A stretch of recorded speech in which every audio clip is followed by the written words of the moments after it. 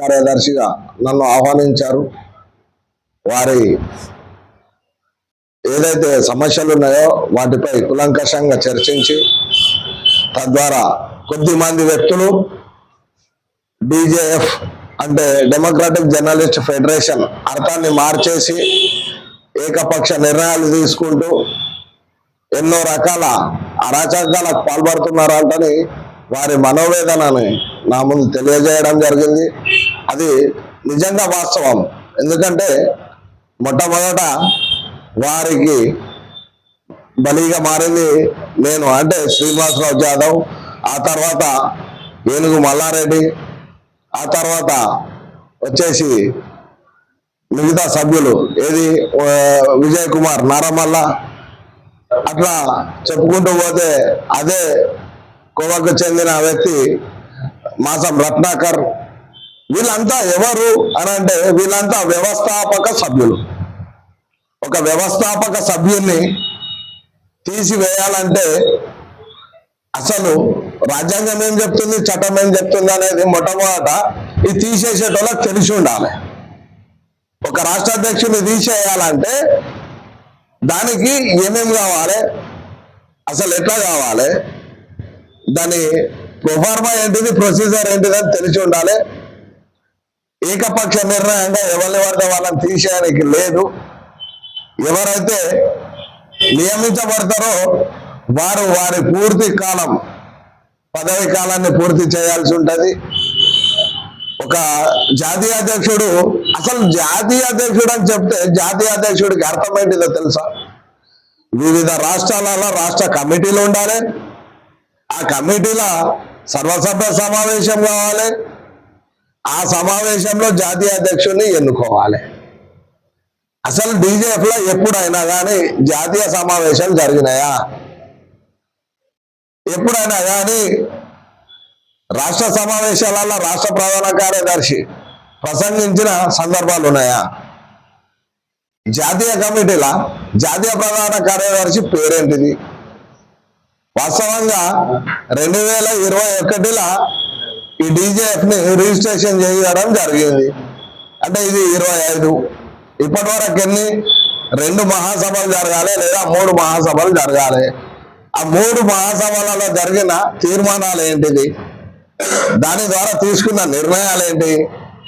అసలు ఇంతవరకు డీజేఎఫ్ ద్వారా ఒక్క జర్నలిస్ట్ కు న్యాయం చేసినామని ఎవరన్నా చెప్పగలుగుతారా? ఇప్పుడు మేము నాయకులమని చెప్పే నాయకులు మొట్టమొదట ఎదుటోని మనం మేలు చూపెట్టే ముందు మనం గమనించుకోవాలి.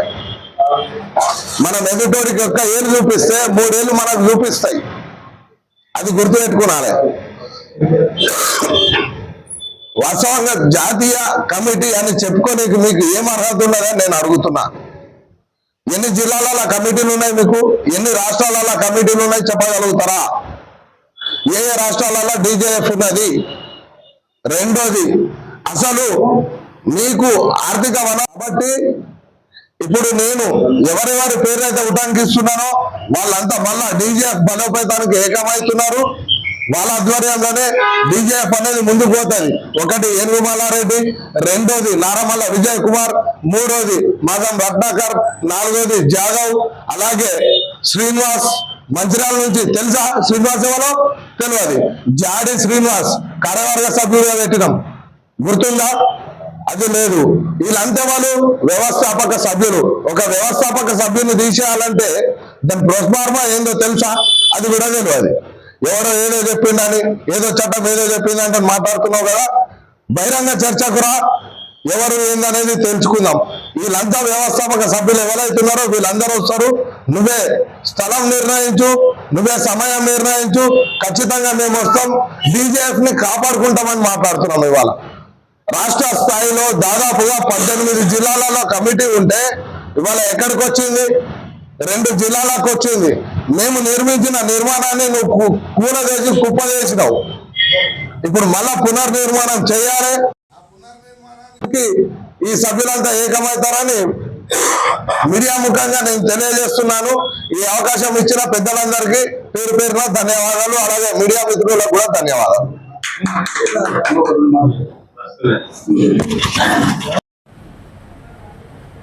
ఇవల్ల డెమోక్రటిక్ జర్నలిస్ట్ ఫెడరేషన్ పెడదారులు పట్టడానికి కారకులవుతున్న వాళ్ళను ఏ విధంగా జర్నలిస్టులు గుర్తించాలి, ఏ విధంగా జర్నలిస్టులు జరుగుతున్న అన్యాయాలని ఎదుర్కొని నిలబడాలి. ఇవాళ జర్నలిస్టు సంఘం పేరుతో కొనసాగుతున్న వాళ్ళందరికీ నైతిక హక్కులు ఎక్కడున్నాయి? మరి నైతిక హక్కులు ఉంటే మరి ప్రజాస్వామ్యబద్ధంగా 10 మందిలో 10 మంది జర్నలిస్టుల ముందట మరి ఈయనని ఇట్లా నియమిస్తున్నాం, ఈయన రాష్ట్ర కమిటీలో పెడుతున్నాం, ఈయన గౌరవాధ్యక్షుడిగా పెడుతున్నాం, ఈయన వర్కింగ్ ప్రెసిడెంట్ గా పెడుతున్నాం అని చెప్పి ప్రజాస్వామ్యంగా ప్రకటించాలి. అది డెమోక్రటిక్ జర్నలిస్టుల ఫెడరేషన్ యొక్క లక్ష్యం. కానీ వాళ్ళు ఏం జరుగుతుంది, కొంతమంది వాళ్ళ స్వార్థ ప్రయోజనాల కోసం ఎక్కడనో లాడ్జీలలో ఉంటూ, ఎక్కడనో బ్రాండీ షాప్లలో తూలుతూ మరి వాళ్ళ ప్రకటించే దుస్థితికి డీజేఎఫ్ దిగజారింది. ఈ చర్యలను మేము తీవ్రంగా వ్యతిరేకిస్తున్నాం.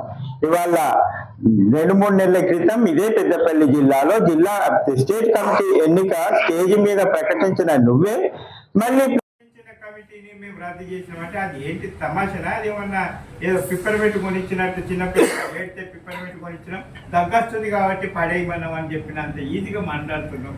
అదంతా కూడా చెల్లనేరదు. కాబట్టి డీజేఎఫ్ లక్ష్యం ఏ లక్ష్యం కోసం అయితే ఏర్పడబడినదో దానికి ఎవరెవరి కృషి అయితే ఉందో వాళ్ళందరినీ కూడా సమిష్టిగా ఐక్యం చేస్తూ ఈ డీజేఎఫ్ని ముందుకు తీసుకెళ్లడం కోసం మరి మిగతా మన రాష్ట్రంలో ఉన్న జర్నలిస్టులు అందరి సహకారం తీసుకుంటూ ఇదే పెద్దపల్లి జిల్లా, మంచిర్యాల జిల్లా డీజేఎఫ్ సభ్యులు అందరూ పాత కమిటీని యథాబుద్ధిగా కొనసాగుతాయని మొన్న ఏదైతే అడ్డదారిలో నియమించినటువంటి కమిటీ చెల్లలేదని చెప్పి ప్రకటిస్తున్నాం.